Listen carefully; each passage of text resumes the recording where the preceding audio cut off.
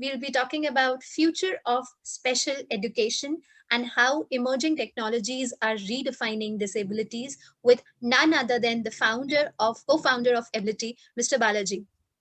We will come to him and we'll talk more about him a little later, a little bit about Ability. For us as an organization, all carers of children with special needs, that is, special educators, therapists, teachers, and of course, parents. You all are at the center of our universe. Every child wants to thrive, and every child should be given the opportunity to thrive. And our mission is to make things easier for you all the caregivers. And one way we have been able to do that is through technology. And I think so this is a very relevant subject to talk about in today's webinar. But while we understand that technology could help a lot, we also do realize that without the caregivers, technology alone is insufficient. It is a support system, an important one, although, but there are also other support systems required, such as community, such as other resources. And that's what Ability brings to you. We bring to you a host of community members and other resources to enable the best chance of discovering your child's true potential. Because no one should have to do this alone, right?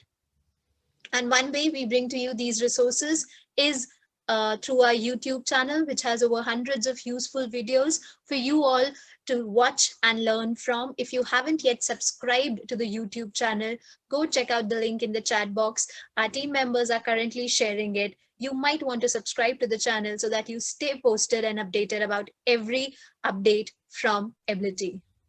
Apart from that, you can also follow our Facebook page. Thousands of people are already doing it, and you can join them to stay updated about our upcoming webinars, workshops, and whatever new Ability is bringing for you all.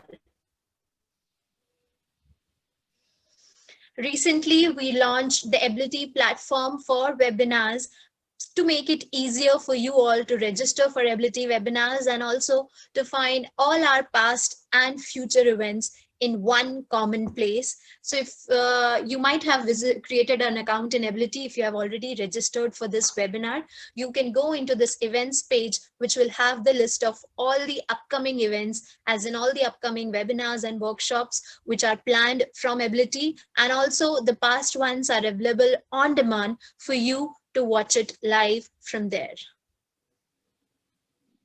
One way you can register for the Ability webinar is through this page. You need to enter the details that have been asked for. If you are visiting the Ability platform for the first time, these will be the details that you will be required to enter to register for the webinar. And doing this will not only register you for the given webinar, it will also create an account for you on the Ability platform. Once you have that account, next time onwards, maybe you could simply register for the webinar by clicking on this register now button. Make sure that you're logged into your Ability account and your name is available and visible on the top right corner of the screen. So if you're logged into your Ability account, you can register for a webinar with just a click of the button. So yeah, that is something new that we have introduced. Hope you're liking the experience. If you're facing any challenges or any difficulties, feel free to write to us at support@ability.com. We would be more than happy and willing to extend our support to you all. And without further ado, let us come to our session for today.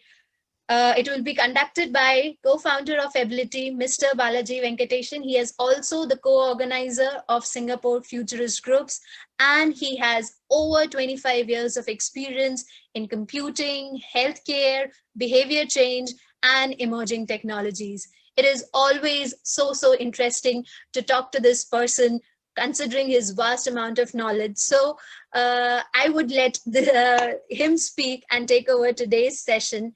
And yeah, so over to you. Thanks a lot, Swati. Hi, everyone. Good evening. So today we wanted to talk about how technology is redefining special needs as a space.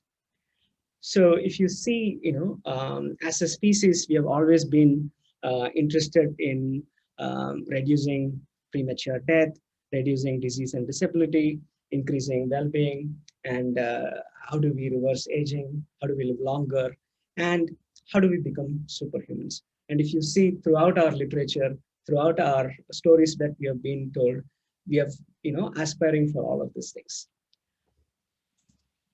But there is something very different now than ever before in the past, right? Um, so the difference is that technology is growing, and technology has been growing for a long time, but it is growing faster and faster. I think this is the key aspect to consider. We are in a very interesting moment in the history where things are changing faster and faster. So if you see, what I mean by faster and faster is there are a lot of new technologies that are coming in, like, so between 1400 and 1600, there are not many new technologies that came up, but then if you can see, it just speeds up, and more technologies happen within lesser and lesser number of years. And we are going to see this more and more happening, right? Because this is a trend that seems to be constant. The other thing is also that the adoption of technology is also becoming wider and quicker, right? New technology gets introduced. It takes a long time in the past, but it gets faster and faster. For example, when, for telephone to reach 50 million users globally, it took 75 years, right? For something like Twitter, it took 9 months, right? For Pokemon, 90 days. And there are now a lot of new apps and technologies that happen overnight to get to 50 million users, right? So the speed at which things are being adopted is also unprecedented, and it is also becoming faster and faster. To kind of give you an example, the analog photos in this graph that you'd see is, the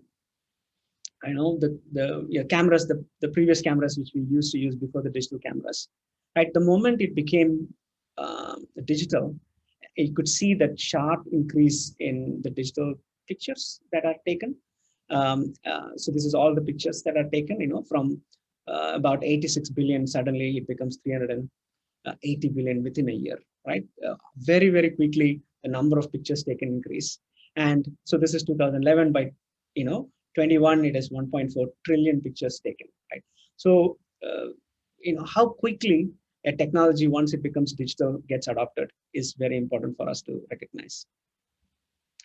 Not only technology is growing, as in improving, but the prices are falling down also, particularly digital technologies. The prices are constantly falling down. So, I mean, this is a very old analysis, but it's a very important one. So this is 2011. If you had to buy every piece of technology that your mobile phone in 2005 was doing, 2011 was doing, you had to pay $900,000. So $900,000 worth of technology got compressed into a phone which was available for $1,000, right? And so this is 2011. Things have gotten way better now. Not only just mobile technology, right? So prices, this is relative prices of various goods and services.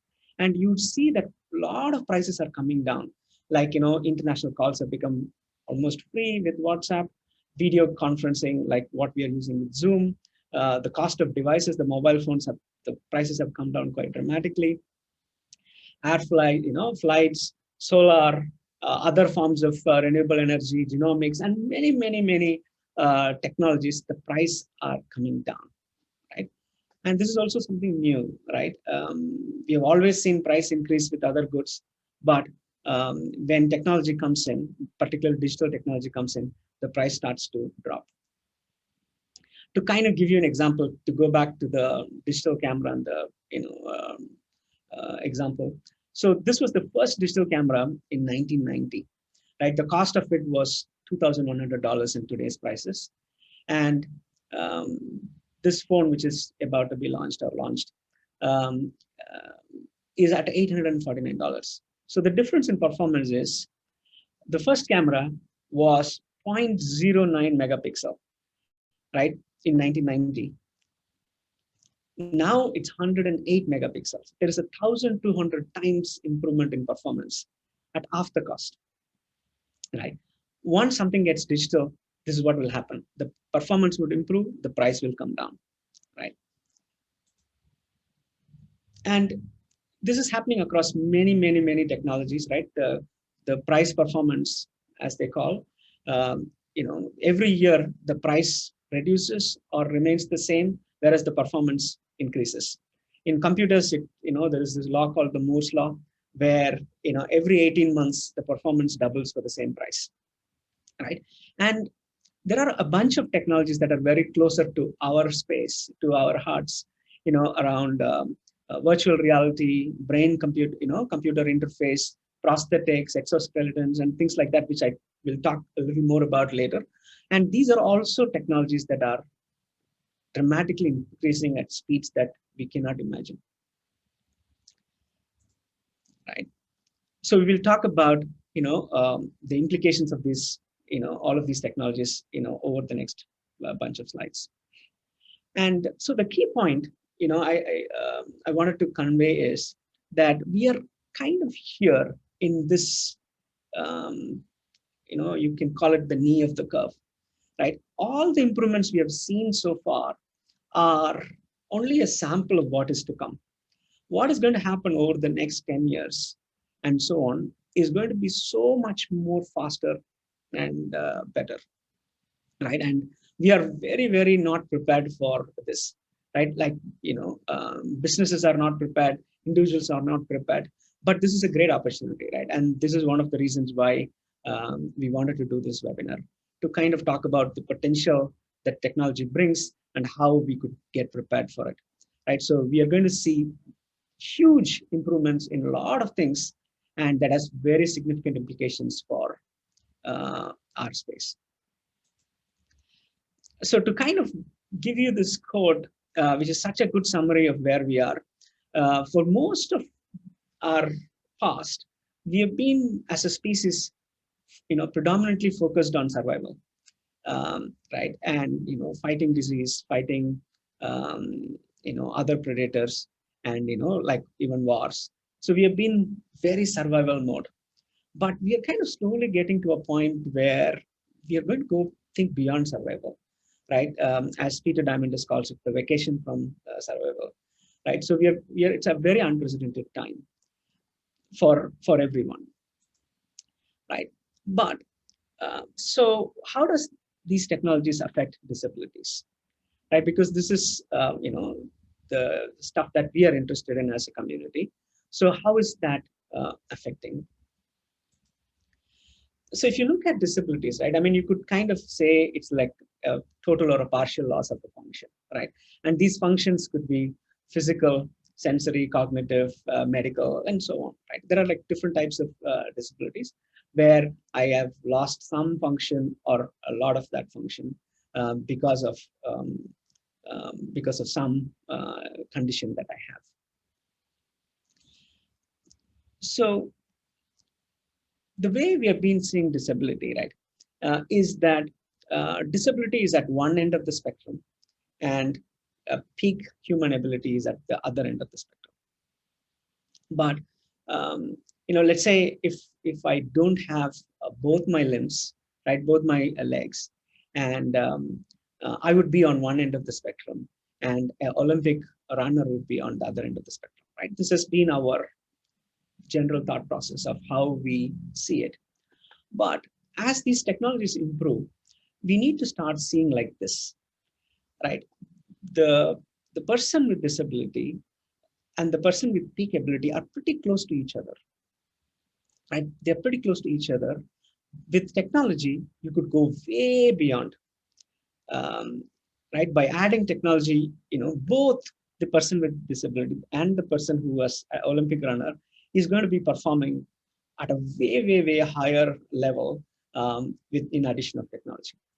I mean, and this is not just like an idea, or this is not just like a desire. These are some things that are already happening, right? I want to play you this video. This is Amy Mullins. Let her tell you. There she was on stage, confident, charismatic, and daring anyone to use the word disabled. I think that the only true disability is a crushed spirit. When she was just a baby, doctors amputated both her legs below the knee. With the encouragement of an athletic coach at Georgetown University, she began to push herself, seeing, she says, opportunity in adversity. And so she became the first amputee to compete on an NCAA track team. And when she set 3 world records at the 1996 Paralympics, she made headlines. It was something to the effect of, disabled athlete Amy Mullins runs faster than you can. And I thought, well then, how disabled am I? She found her voice and began to laugh. After all, only she can decide how tall she's going to be today. How did you decide how tall you wanted to be? It's a mood. And she told us the secret is to surround yourself with the people who push you to say yes. Yes to a commercial for L'Oreal.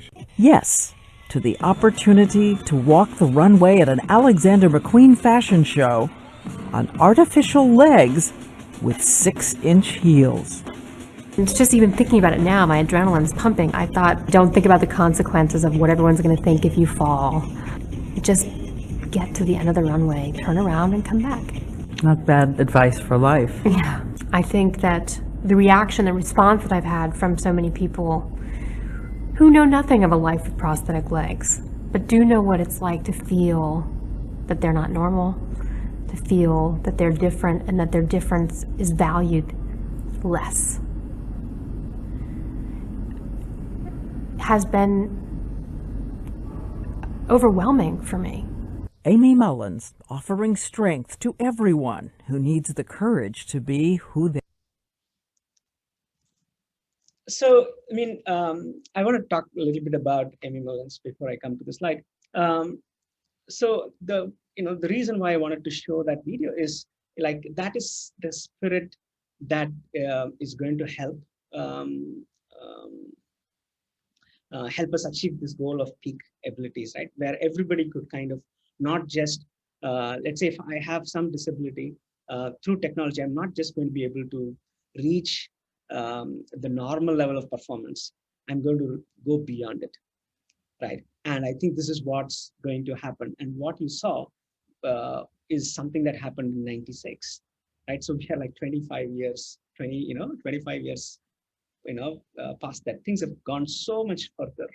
But, like they say, the future is here, but not widely distributed. This is very true. A lot of technologies are available, but it cannot it cannot be accessed by most people, right? And this is one area where once it becomes digital, it'll become cheaper and cheaper and cheaper, right? Now we have more mobile phones. People have access to mobile phones than they have access to toilets, right? So this is what digital technologies does. The aspect here is, this is a company called Open Bionics, and they are building this really cool prosthetic limbs, and and these prosthetic limbs get better and better over time. And this means you lost an arm, but you gained a super arm, right? Suddenly it's much cooler. And this is another example of a hearing aid that's available that you could buy today. This is not just a hearing aid. It also does so many other things, in terms of like it kind of works like a Fitbit or any other smartwatch device that you are wearing. It kind of keeps track of your steps. It kind of keeps track of your fall. It kind of keeps track of all of this. But most importantly, from a hearing perspective, you could kind of tune in, tune out. If you are in a very crowded restaurant, you could adjust so that you could focus on the current conversation. You can zone out what's happening outside. It does automatic translation. If somebody is speaking to you in Japanese, you can listen to in your language, and this is already available. So I lost my hearing, but I gained a translator.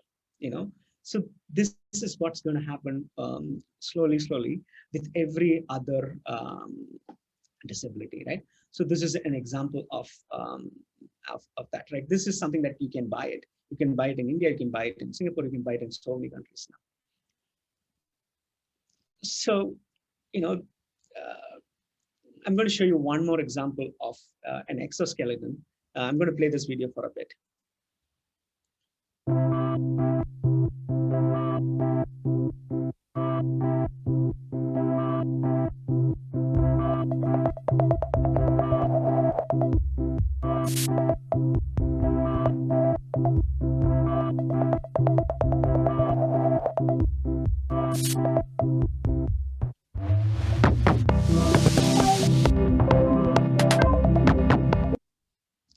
So the idea here is children with muscular difficulties could have this exoskeleton, and it looks a bit clunky and big now, but imagine this is like the Nokia 3310 15 years ago. Give it 5 years, it would be very different. It's almost like wearing your normal trousers. So as materials get improved, as technology miniaturized, these things are going to get sleeker and nicer. Like this robotic arm that you saw earlier, the prosthetic arm you saw earlier, it's going to be a fashion statement. So as as these technologies come into play, somebody with a muscular difficulty could put this on and nobody need to know they are having a difficulty. In fact, they could be running faster, they could be doing better things than somebody with the natural leg.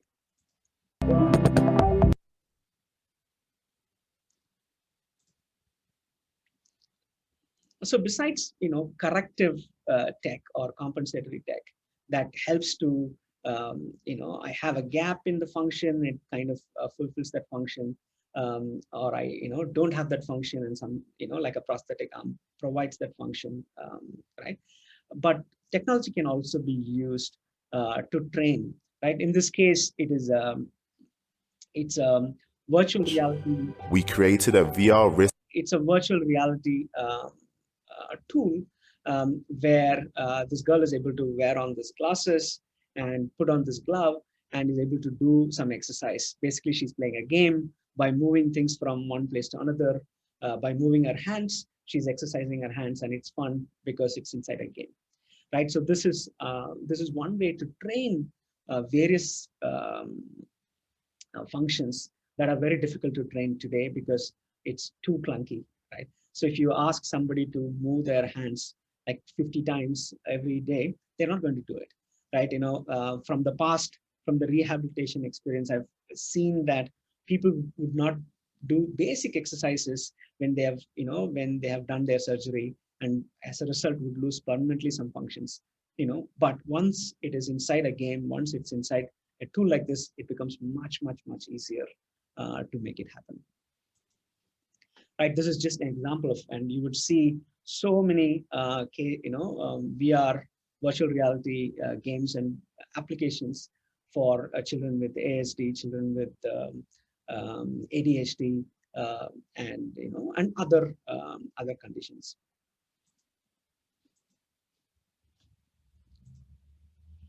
So you could say so far what we have seen is disabilities that are physical, right?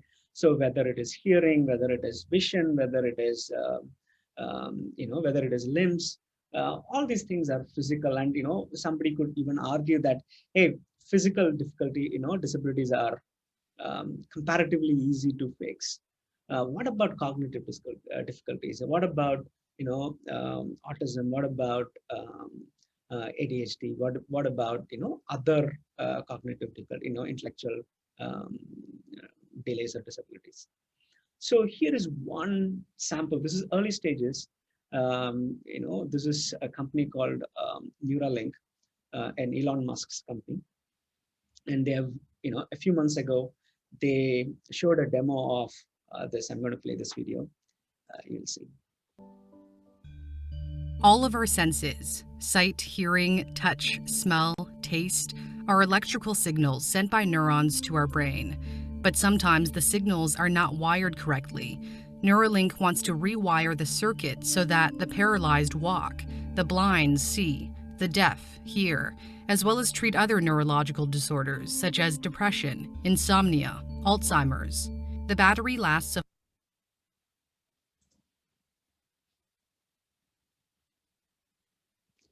Right. So the idea here is that by adding a neural chip on on the skull and connecting directly to the brain, I can directly talk from my mobile phone to my brain, right? Direct interaction. And this could mean that over time we could fix any cognitive difficulty. We can improve intellectual disability. We can improve on ASD, ADHD, everything, anything to do with the brain, we can make an improvement. And this is just a very, very, very beginning of this technology. And we are going to see massive improvement in these technologies over the next few years, right? So, and this is not just one company. There are many companies working in this space. There are other companies which are trying to use, light and other, magnetic, it's called like the TMS, magnetic stimulation. So using various technologies like that, I could be wearing a cap that could be helping me as a ADHD, person with ADHD, help me focus better, help me, self-regulate better, and things like that. And these are all kind of in early stages at various levels of development, but we're going to see huge improvements. So what does all this mean for special educators, therapists, parents of children with special needs, and anybody who's interested in the space, right?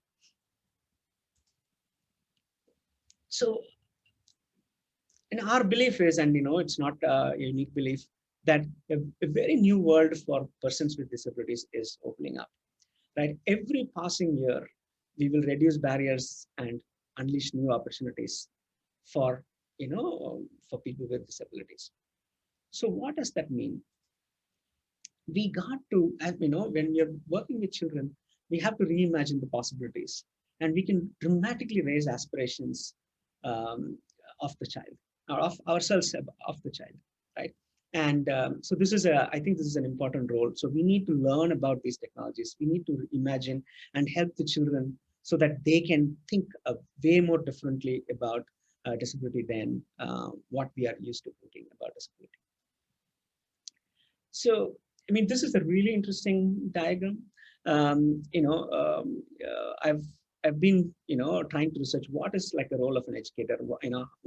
How can we break down the different parts of what an educator does with a child? And there are so many different things a teacher does. That's why, like, a teacher, an educator's job is so such an art, right? And to kind of find a great teacher, to become a great teacher takes many years of experience and understanding and thinking. But with technology, a lot of these things could be, dramatically improved. But there are some things that a teacher can do with technology will not be able to do. Providing that mentorship and care and affection for the child is such an important part of the child's progress, the child's motivation, and that technology is not going to do. But so many other things technology can do. Technology can plan, technology can create resources, technology can find resources, technology can organize. We can do so many things that a teacher has to do today. And not everybody has the same skills in all of this, but most of this could be done, way better than what a teacher does today, right? So what we can expect to improve dramatically, right, as the community? I would say that the assessments are going to become very, very good. In the sense today, we see children who are, in the 6th grade, 7th grade, not diagnosed, not having a full understanding of where the challenges are and what to do about those challenges.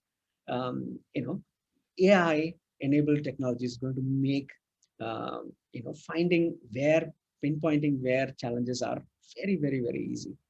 right? And this is an area that we as a company are starting to think more and more and work. The second is finding the right interventions. I know this is the challenge for this child, but this child is a unique child. There are, each child comes with a bunch of different characteristics. So, how do I find the right intervention for each child? So I think this is again an area where AI is going to dramatically help. As you provide more and more data to the system, it's going to tell you better and better in terms of what interventions would work, right? So that you can take the guesswork out and you can start to provide interventions that are really effective and quick. And you can, one is to know what the interventions are. The other is to have all the resources to deliver that intervention, whether it is worksheet, exercises, apps, and some of the other tools like VR and so on that we talked about earlier. Making all of this accessible instantly is another area where you can see huge progress, right? Because smartphone is going to do a lot, and there are newer and newer technologies that are going to make these resources available on your fingertip, right? And this is an area that we have been working on, right? And we saw virtual reality, right? I want to talk a little bit more about how something like virtual reality would help. Maybe I'll give you an example, which is not a special needs example, but it'll give you a sense.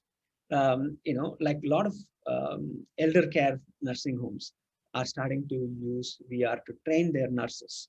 So what they do is they give the nurse like a suit that they can wear, and with VR they can really see what an older person is going through, right? Where how moving is difficult for them, how hearing is becoming difficult, how various things are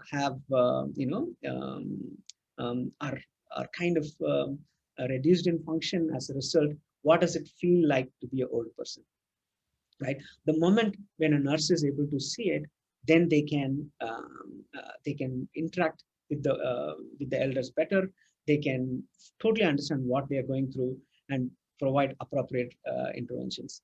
The same thing is true for teachers, right? To kind of whatever we say and do, to understand what a child with autism is feeling is really hard, right? But we can start to use virtual reality as educators to actually feel what does it mean to be in that place. What does it mean to have dyslexia? What does it mean to have any of these conditions? The moment we are able to see it, then our creativity will do the rest. With all these tools, we are going to provide interventions that are really powerful. The second thing that is also starting to get really interesting is the brain-computer interface that I was talking about. Even though it's a little bit early stages, but I would not be surprised that we would see this in the next 7 years, where we can start to really translate real time what's happening in the brain.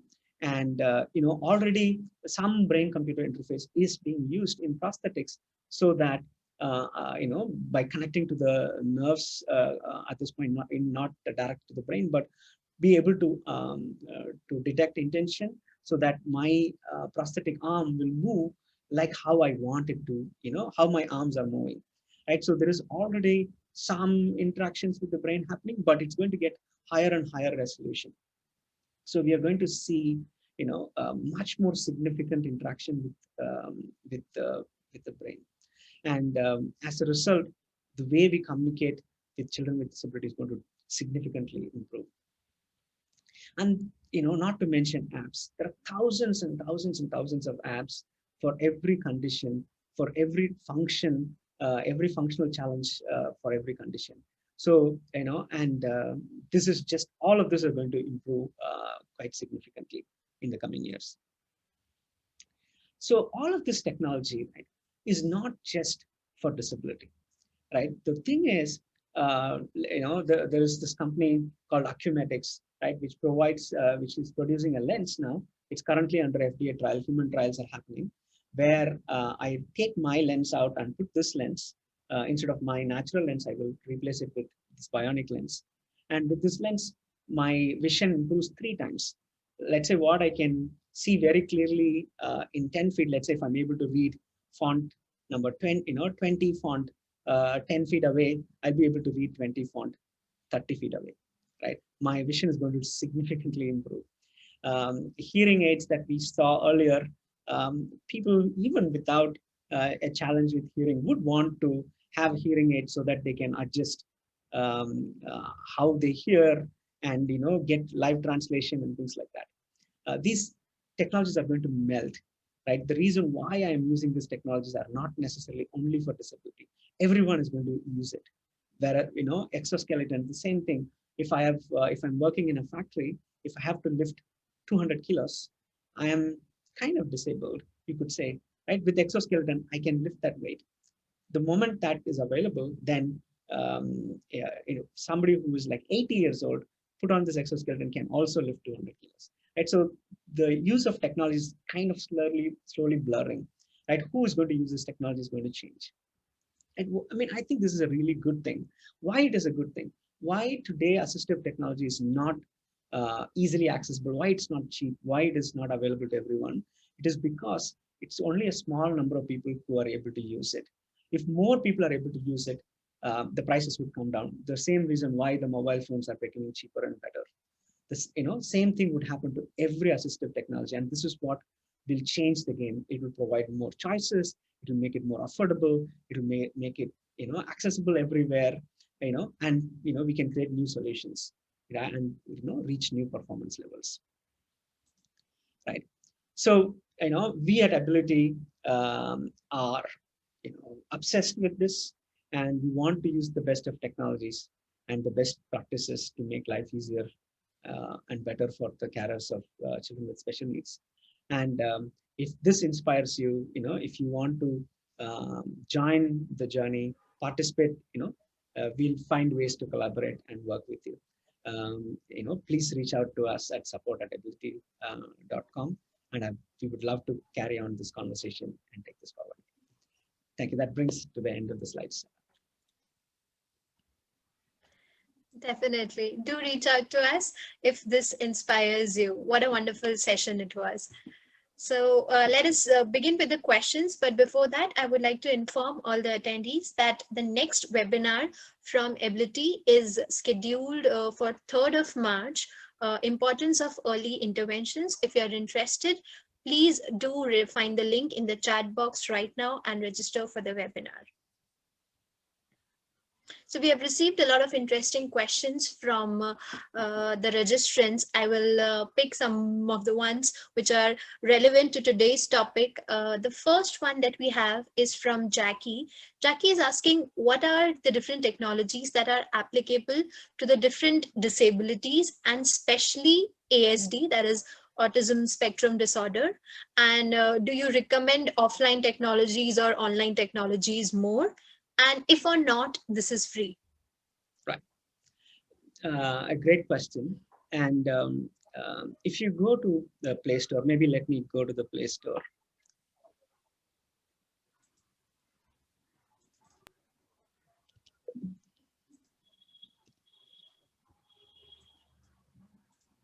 If you go to the Play Store and search for apps, right, there are thousands of apps, right? If I look for autism apps, again, there are like, thousands and thousands of apps, right? And this is an area where we will do more workshops, providing details of specific apps for different conditions, because it's a much longer topic. But the shorter answer is absolutely yes. There are so many different technologies available. Offline versus online. With offline, there's always this challenge of access, but wherever possible, we should use every piece of technology available to make it happen. And if you see for autism, there are applications on virtual reality to improve communication skills. There are games that the child could play where they have to look at the eyes of the other characters in the virtual reality. Right? When they don't look at the eye, they lose points. Whenever they look at the eye, they gain points. So there are like many applications like that slowly help a child to train on some social behaviors. communication skills, and and there are many apps for ADL. Yeah, there are so many things. There is in such a vast variety of apps already available. I hope that answers your question, Jackie. Sure. Hope that answers your question, Jackie. Moving to the next one. This is from Radha Krishnan. Radha Krishnan is asking us if digital learning is a good medium of instruction for kids with ADHD. Radha Krishnan is a parent of 7-year-old boy who's very impulsive and also hyperactive. So if digital learning through technology and digital learning is an advisable medium. With ADHD, it's with all of these technologies, right? It is like a double-edged sword, right? So there is like a proper use and overuse, right? And particularly with ADHD, there are two aspects I wanted to say. There is enough research to support that apps help a lot in learning, not just in learning, but also in other activities, like improving executive functioning, like, organizing, planning, regulating, and all of that. But having said that, children with ADHD are also likely to become over dependent on video games and things like that. So as parents and educators, it's our job to figure out that right balance, set the right schedule, figuring out when to use technology, when not to use technology, right? And because to kind of completely not use technology is such a wasted opportunity, but to surrender to technology is also not a great thing. So we need to play a very important role as educators, as parents, in regulating what is the kind of use that we want to advocate. Sure.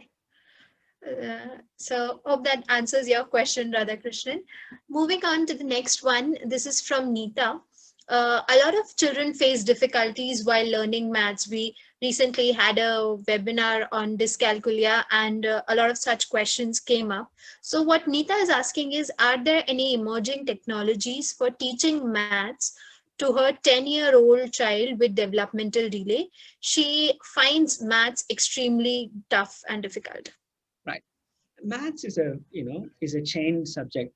Like, so every topic that you learn is very important for the next topic you're going to learn. And you cannot skip addition to learn fractions, for example, right? So all of these are linked. One of the really powerful technologies is adaptive learning technologies. So where the system provides a problem to solve for the child, and based on how the child solves the problem, the system automatically understands where the difficulty is, and then provides more and more questions where the difficulty is there. And once the child is able to solve it, then the child can keep progressing.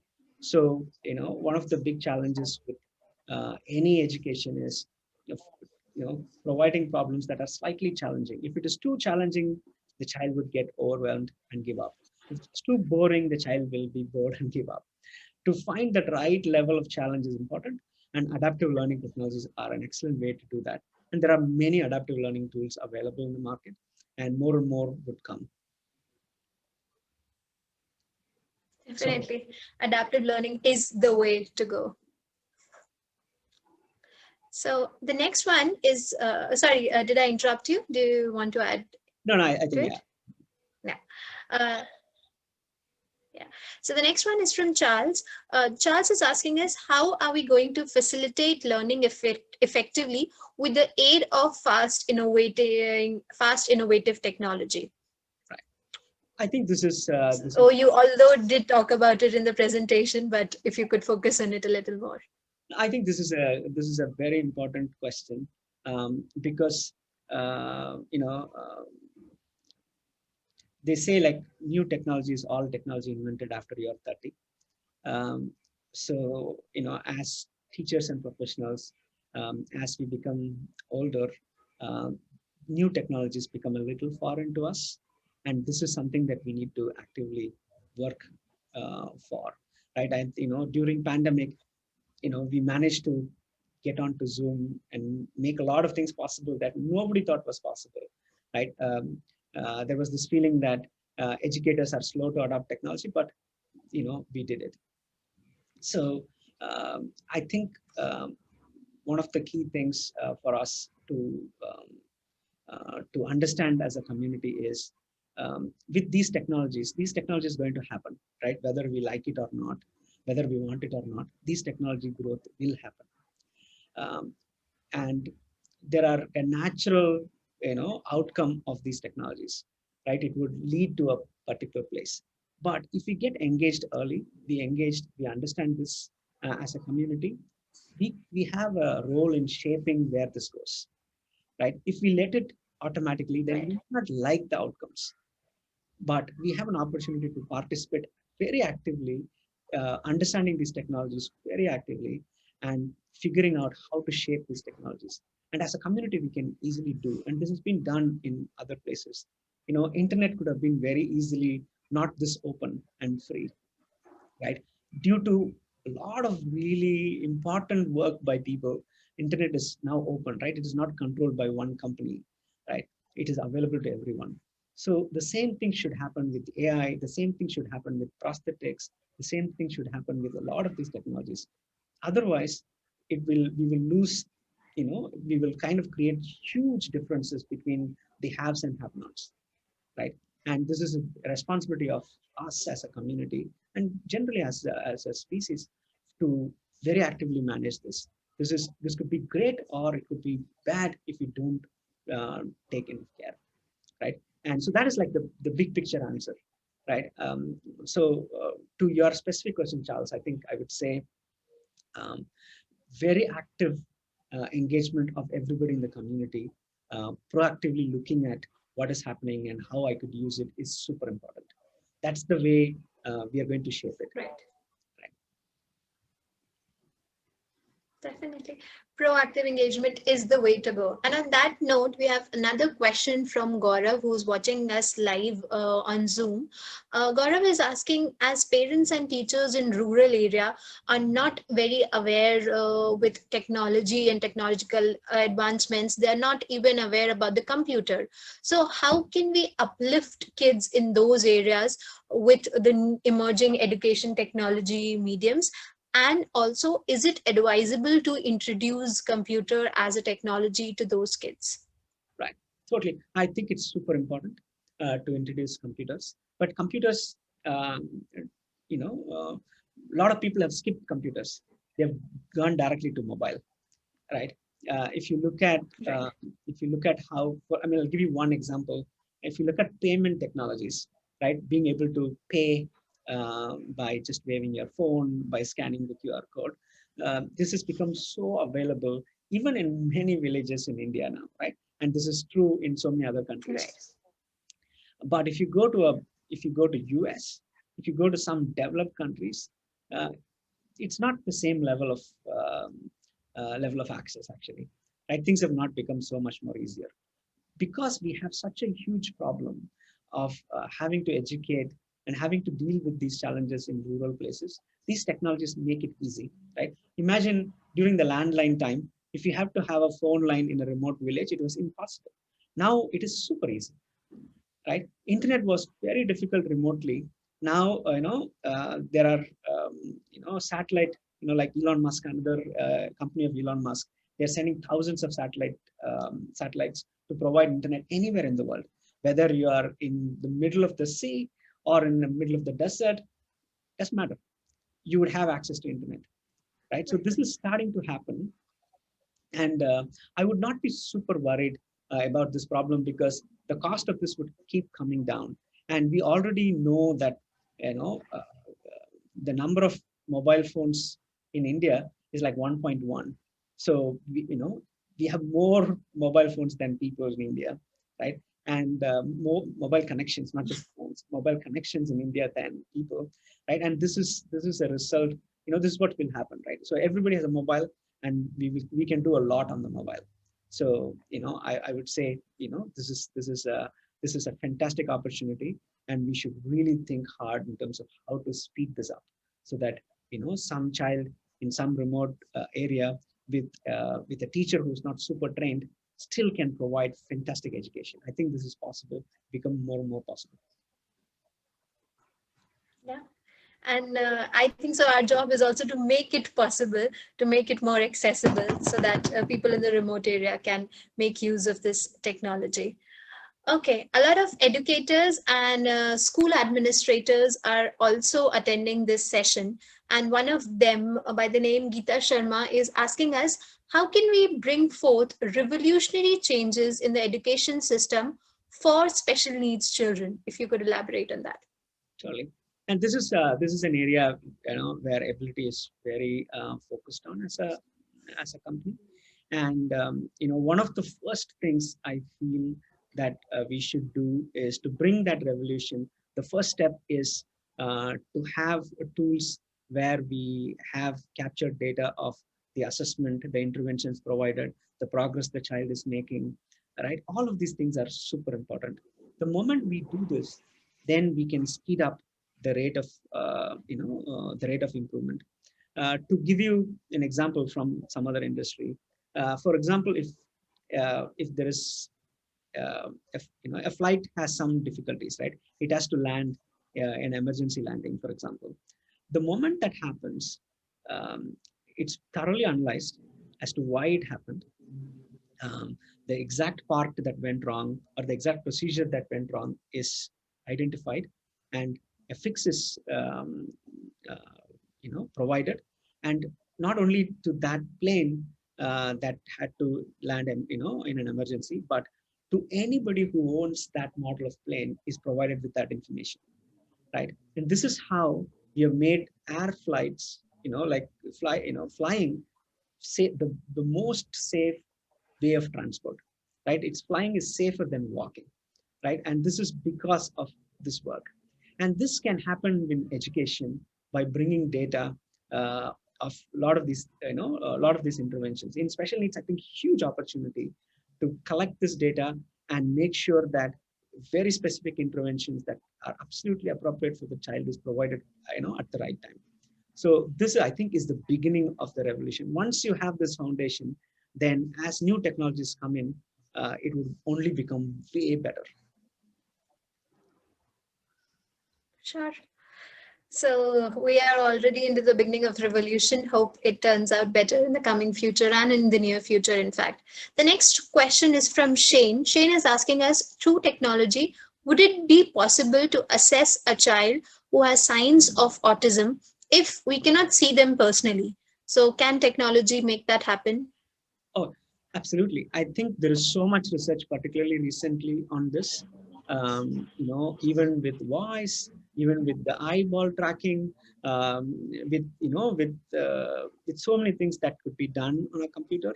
Better and better algorithms are starting to come up, and I know very soon you would see them available in the market. And the moment it's digital, it's going to become very inexpensive. To do an assessment today is expensive, but it's going to be close to free, right? Because these are, Right. Once we write an algorithm to figure out how to translate, then it's going to become easier and easier to make that assessment, and not just for ASD, for pretty much everything. The assessment is going to become more accessible, right? We are in a very good place to make this happen so easily. Yeah. And it will be a lot more easier and quicker, and hopefully will help all the special educators and therapists who are attending this session today also in the coming future. The next one is from Irene. Irene is asking if you could share some information about any particular technology that can help children with learning difficulties. And you mean a very similar answer to the first couple of them. If you go to the App Store and search for apps for dyslexia and dyscalculia, you'd see a lot of apps that could help, and a lot of them are free. So I think that would be my first stop, to go and to the Play Store or App Store, and tons of apps available.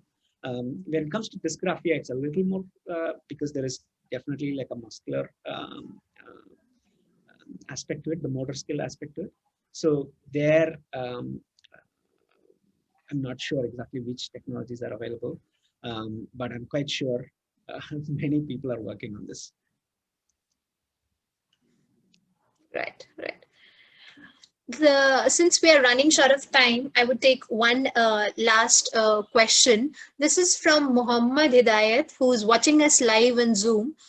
He's telling us that, Mr. Balaji, you did talk about some of the physical disabilities, but what about mental or cognitive disabilities? How can artificial intelligence and the technology be helpful in this regard, and can they convert cognitive disability into super intelligence, brain function, or something like that? So superb. I think obviously when it comes to the brain, to go and do something in the brain is one challenging, risky. But the example that I gave, I'm not sure you were in the webinar at that point. There is this company called Neuralink. They're starting to put sensors in the brain so that we can make some of these things happen. But that's a bit, an extreme intervention, you would say, to kind of directly work on the brain, where do something in the brain invasively. But there are so many other pieces of technology, like even virtual reality is a great tool to improve cognitive functions. We were speaking about this earlier today. A brain is a fascinating thing, and there are people who have parts of the brain missing, still operate normally, right? Given enough exposure at early time, the brain can adapt itself to do all sorts of things, right? And I have I have this belief that by exposing and providing exercises at the very early stage on potential challenges this child will have, we could make a huge progress in some of the cognitive difficulties as well. But of course, there are some cognitive difficulties, there are some genetic issues that could be way more deeper or complex to solve in the short run. But even those would be solved over time, because we can, we can already do some genetic surgeries, and in some very limited cases, this is starting to happen. So, we can change so many things at a cellular level. And, for example, this is a little bit away, like 10 years, more than 10 years away is like nanotechnology, where we could have, small computers almost that can go sit on top of the brain and interact with the world. So my own brain functions are not going to be that relevant when we start to get to that point.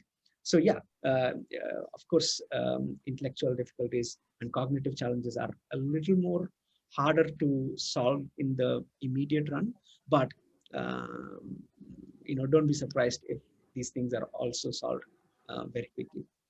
Because one of the things it's very hard for us to understand and appreciate is how quickly technology changes, right? When COVID happened, nobody thought we could actually do a vaccine within a year.